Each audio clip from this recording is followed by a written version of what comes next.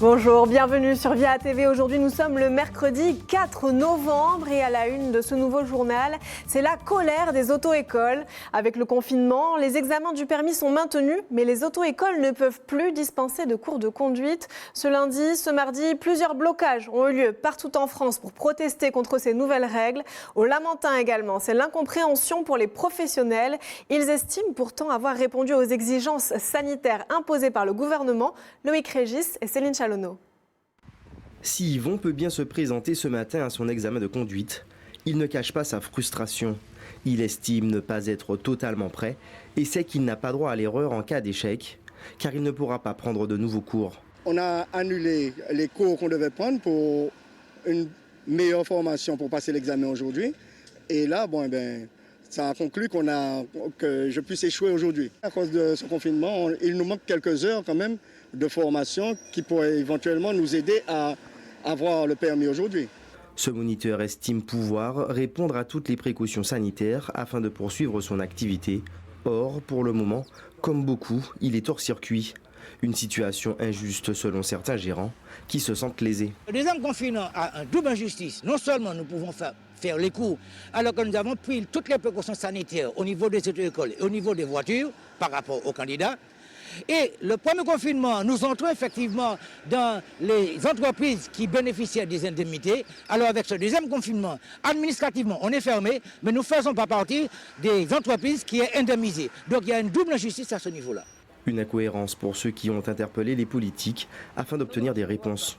Je crois que le courrier que nous avons envoyé aux députés a déjà écho et un des députés vient de me répondre me disant qu'il a eu un entretien avec le Premier ministre et il est en attente effectivement de la réponse du Premier ministre sur ces problématiques de façon à enlever cette incohérence. Une situation qui inquiète les professionnels de la conduite. Ils espèrent la publication d'un nouveau décret dans le but de pouvoir redémarrer. Et oui, mais il y a un autre secteur qui est grandement impacté par ce nouveau confinement. Il s'agit des restaurateurs. Eux aussi, ils ont fait énormément d'efforts pour appliquer les mesures sanitaires imposées pour limiter la propagation du virus. Hier, l'association des restaurateurs de Martinique a rencontré le préfet pour lui faire part de ses revendications. Dans ce journal, on retrouve tout de suite Karl Mamlamfouk, le vice-président de l'association. Alors bonjour, hier, vous avez rencontré le préfet. Pouvez-vous nous parler des principales revendications que vous aviez et puis surtout nous donner la réponse que vous a fait la préfecture? Bonjour. Alors, effectivement, nous avons rencontré le préfet hier en fin d'après-midi. La principale revendication que nous avons portée, puisque nous ne sommes pas habilités à revenir sur les conditions du confinement et on sait très clairement que ce confinement va durer très longtemps. La principale revendication que nous avons formulée concerne l'aide des 10 000 euros qui est allouée par l'État pour les restaurateurs. Et cette aide est largement insuffisante pour permettre aux restaurateurs de traverser cette crise. Alors comment est-ce que vous envisagez la suite également ? La suite, c'est qu'il faut absolument qu'on obtienne une réponse à cette problématique parce que la seule issue en cas de refus ou de non-réponse, c'est que énormément de restaurants vont fermer. Et nous n'avons pas d'autre levier que d'aller obtenir des aides de l'État pour compenser les procédures de fermeture qui ont été prononcées. Alors vous représentez bien sûr cette association des restaurateurs de Martinique. Est-ce que l'on peut déjà faire un état des lieux des entreprises qui sont en difficulté, de ces restaurants également qui ont dû mettre la clé sous la porte à cause du contexte si particulier que l'on connaît cette année? C'est que... Vous m'entendez? On vous entend très bien. Parfait. Donc aujourd'hui, ce qui se passe, c'est que il y a à peu près 30% des restaurants qui sont en situation de cessation de peine. Donc, sans intervention de l'État, ces restaurants vont purement et simplement fermer. On l'entend donc 30% des restaurants qui sont en difficulté aujourd'hui. Merci beaucoup pour ces précisions, Karl Mamlamfouk. Je rappelle que vous êtes le vice-président de l'association des restaurateurs de Martinique. Et on poursuit cette édition avec les chiffres du Covid. Alors que ce nouveau confinement a débuté vendredi dernier, la progression du virus ne semble pas se calmer en Martinique. Pour cette semaine seulement, semaine 44, 661 nouveaux cas déclarés par l'ARS. Un taux de positivité est d'incidence qui restent au-dessus du seuil d'alerte. On fait le point en détail avec Loïc Régis. Depuis le début de l'épidémie en Martinique, 4215 cas de Covid ont été recensés. Sur la dernière semaine écoulée, du 26 octobre au 1er novembre, le taux de positivité est de 15,8%. S'il est supérieur au seuil d'alerte pour la 4e semaine consécutive, il est en diminution par rapport à la semaine précédente, où il était de 17,5%. Autre chiffre significatif, le taux d'incidence. Il mesure le nombre de personnes positives pour 100 000 habitants. Il est actuellement à 184, au-dessus du seuil d'alerte pour la 6e semaine d'affilée. Là encore, il est inférieur à la semaine précédente où il atteignait 208. En ce qui concerne les hospitalisations, 79 patients ont été pris en charge cette semaine, dont 16 en réanimation, contre 73 la semaine dernière. 71 foyers de contamination ont été identifiés, 45 sont clôturés, 26 maîtrisés ou en cours d'investigation. Les 15-44 ans sont encore les plus touchés. Depuis le début de l'épidémie, 33 personnes sont mortes du coronavirus en Martinique. Et pour réagir face à cette épidémie, certaines structures optent pour des opérations de désinfection d'envergure face à ce Covid-19. Ce sont des bureaux, des hôtels, des centres commerciaux également, qui choisissent d'avoir recours à des méthodes radicales pour être sûrs d'accueillir du public dans un espace sain. Hier soir, Marlène Mec et Yvan Lemar se sont rendus à la Galeria au Lamentin. Thierry, tu vas partir de cette zone-là.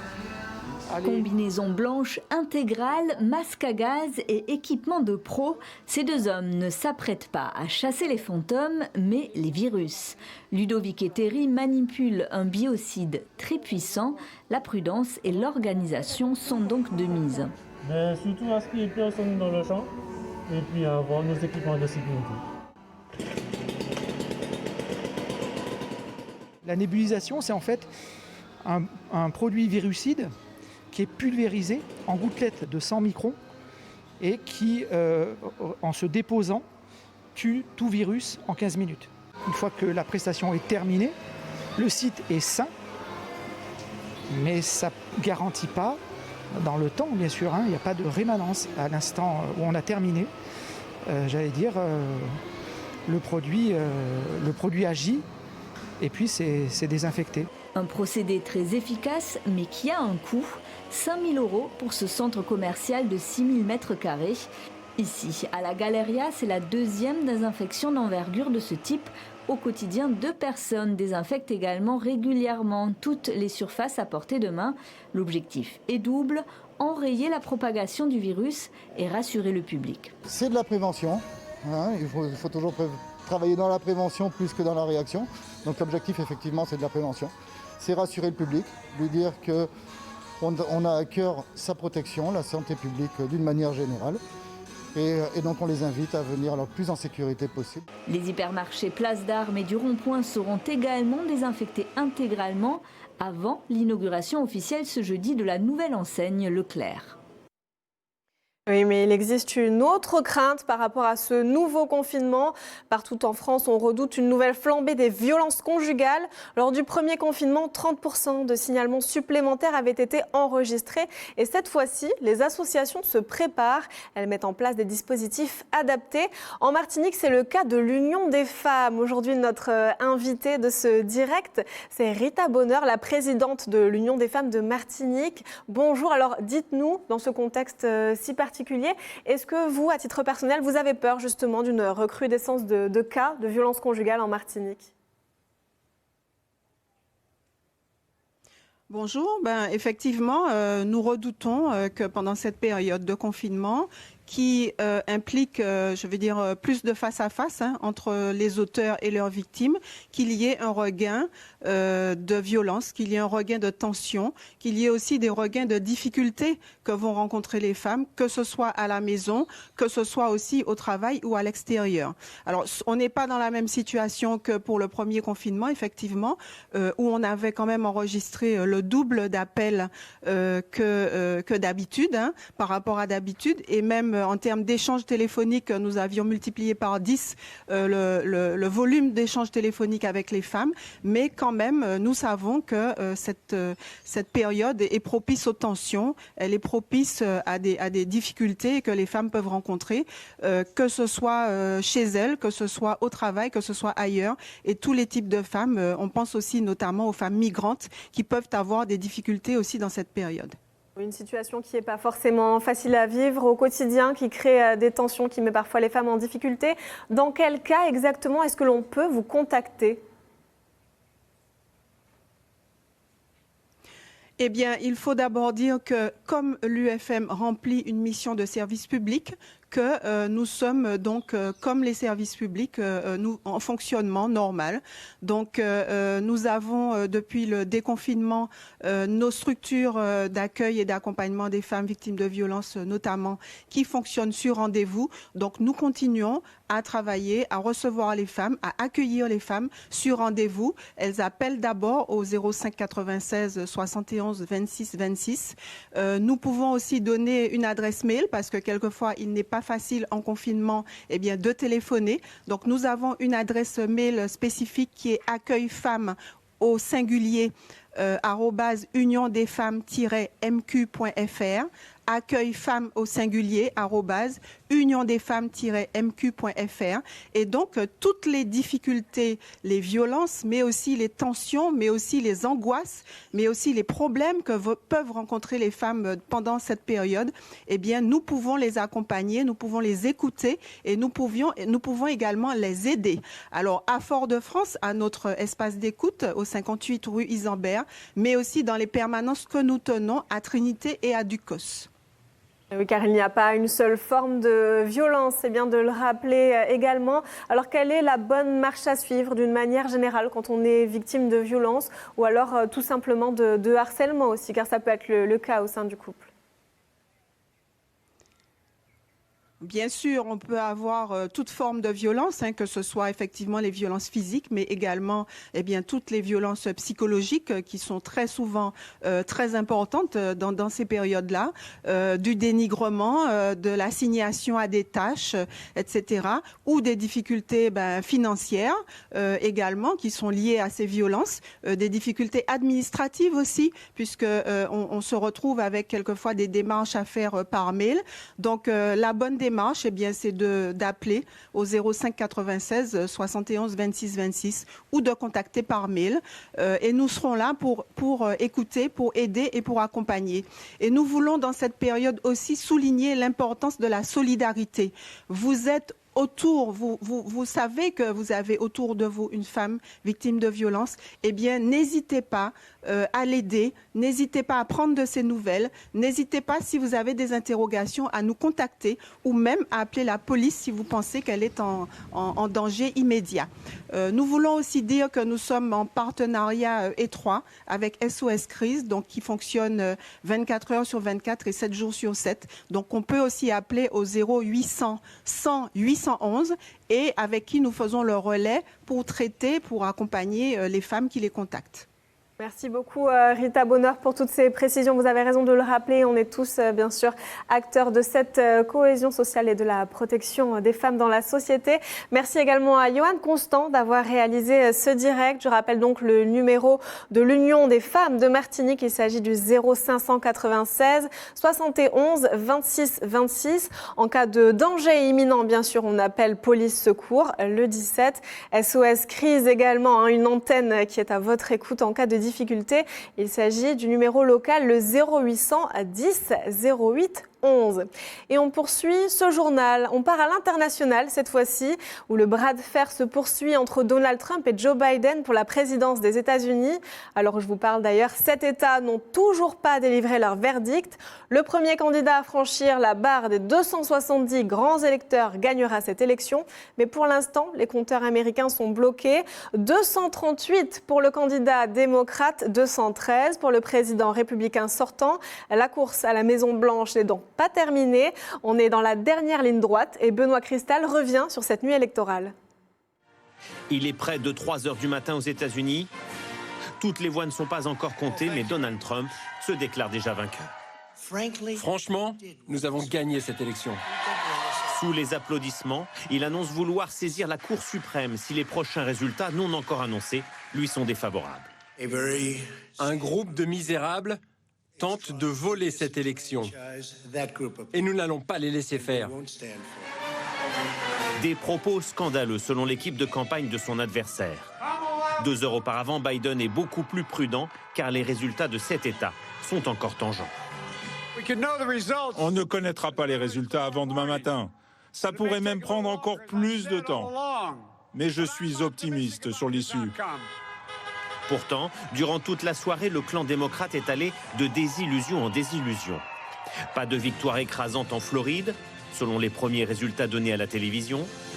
Donald Trump tient le choc et fait mentir tous les sondages. En mauvaise posture dans l'État où il est né, la Pennsylvanie, Joe Biden tente de mobiliser sa base. Trump n'a pas le sens du sacrifice. Il sait juste jouer les gros bras, ce n'est qu'un macho. Quelques heures plus tôt, le président est rentré à la Maison-Blanche, visiblement fatigué par la campagne, mais il annonce déjà à ses équipes sa stratégie à venir. Il nous faut une date de résultat, et ça doit être le 3 novembre. On doit savoir qui a gagné. Les avocats des deux camps vont maintenant scruter les derniers dépouillements. Les réseaux sociaux, eux, commencent à mettre en garde contre les messages de Donald Trump, accusant les démocrates de fraude. Les candidats sont donc toujours au coude à coude, bien sûr, sur Via TV. On vous tiendra informé de l'évolution de la situation concernant cette élection à la présidentielle des États-Unis. Autre grand titre de ce journal, la grogne qui s'élève dans les lycées. Les établissements scolaires ont jusqu'au 9 novembre pour s'organiser et respecter les mesures du protocole sanitaire, mais avec des classes exiguës, surchargées, impossible de les mettre en place. Les enseignants et les élèves sont inquiets. Exemple à Saint-Denis en Seine-Saint-Denis. 3 jours que ces élèves bloquent leur lycée. Ils dénoncent des mesures insuffisantes pour les protéger du coronavirus. Beaucoup sont inquiets pour eux et leurs familles. Dans ma classe, en 2 semaines, il y a eu 3 cas. Moi, j'ai pas envie de le refiler à mes parents. Personnellement, je suis asthmatique, ma soeur est diabétique, on est des personnes à risque et on a peur. Il n'y a pratiquement rien qui est respecté. Le masque, il n'est pas toujours mis pour des élèves. Les files d'attente à la cantine, c'est vraiment n'importe quoi. On est bien gentil de venir au lycée, mais si c'est pour perdre un proche, je vois pas pourquoi on serait là en fait. Sur les réseaux sociaux, un aperçu de l'intérieur de certains établissements à Orléans, Besançon ou en région parisienne. Des couloirs bondés, pas de distanciation et parfois des attroupements. C'est beau là le protocole renforcé. Hein. Les établissements scolaires ont jusqu'au 9 novembre pour s'organiser et respecter les mesures du protocole. Mais avec des classes exiguës et surchargées, ce professeur les trouve tout simplement impossibles à mettre en place. On est enfermé dans une salle qu'on a du mal à aérer parfois parce que parfois les fenêtres ne s'ouvrent pas, avec 30 élèves fois 4 ou 5, c'est-à-dire qu'on voit une centaine d'élèves dans la journée. Forcément, il y a de quoi être inquiet. Cet enseignant est en grève, comme une dizaine de ses collègues. La principale revendication entendue ce matin, accueillir les élèves en demi-groupe, en alternance, avec de l'enseignement à distance. Et on poursuit ce journal avec un sujet un peu plus léger. Il est parfois difficile de trouver un lieu parfait pour faire vieillir son vin. Pourquoi pas sous l'eau? Eh bien, avant de se quitter, on va prendre la direction de l'Aude ensemble, où un viticulteur de Fitou a choisi une solution originale. Il s'est allié à un ostréiculteur de l'étang de Leucate pour immerger ses bouteilles au milieu des huîtres. Regardez. C'est une cuvée un peu particulière. Ces bouteilles de vin vont être immergées sous l'eau. On va amener les bouteilles sur l'étang et sur les parcs à huîtres. C'est donc dans l'étang de Leucate que ces viticulteurs vont plonger une partie de leur production sous les parcs à huîtres. Une grande première pour ce vigneron. On sait très bien que sur les vins rouges, l'altitude permet de très bonnes conservations et de très bons élevages. Pourquoi ne pas essayer, en les maintenant dans la même température et même luminosité, d'avoir des résultats et d'analyser ce que ça peut apporter sur des vins de garde. Laurent, lui, n'en est pas à son premier coup d'essai, puisque cela fait 10 ans qu'il immerge chaque année ses bouteilles de vin blanc. La pression qui va être exercée sur le bouchon amène au niveau du vin un échange gazeux qui est différent. On pourra dire que le vin va gagner en volume, le vin va gagner aussi sur des notes iodées, mais qui sont déjà présentes sur ce vin. Elles vont être renforcées. Voilà. Le simple fait d'évoluer, c'est pas de l'eau de mer qui va passer dans les bouteilles, ce sont ces changements de pression atmosphérique qui amènent une évolution différente du vin. Ce sont donc 348 bouteilles sur les 50 000 produites qui vont rester accrochées à ce parc ostréicole, car vin et huîtres font plutôt bon ménage. On a de la chance, on a une très bonne qualité d'eau. C'est une lagune qui est au bord de la Méditerranée, entourée de montagnes, les Corbières, les Pyrénées.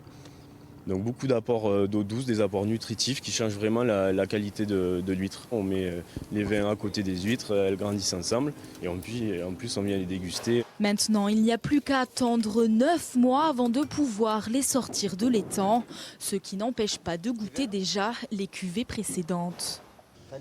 Il n'y a pas de creux en bouche, belle longueur. À consommer avec modération, bien sûr.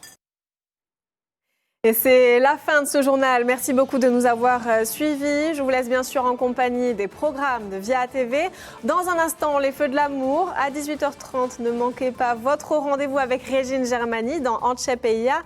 Suivi à 19h du journal de Jean-Marc Dabreux pour un point complet sur l'actualité locale, nationale, internationale. Et je vous dis à demain, 13h. Très bonne journée.